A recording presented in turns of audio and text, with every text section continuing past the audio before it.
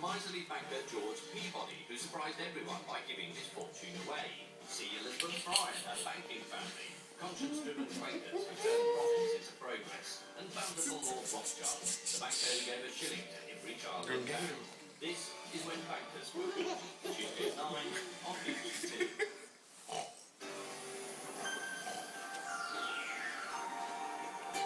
This is BBC One. Now the 10 o'clock news with Hugh Edwards. Tonight, Egypt in crisis again after 3 days of violence in the fight for democracy. In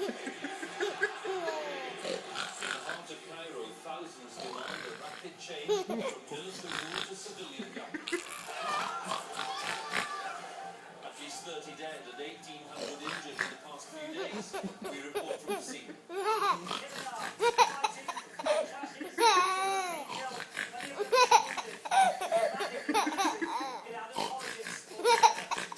The Egyptian cabinet has offered its resignation.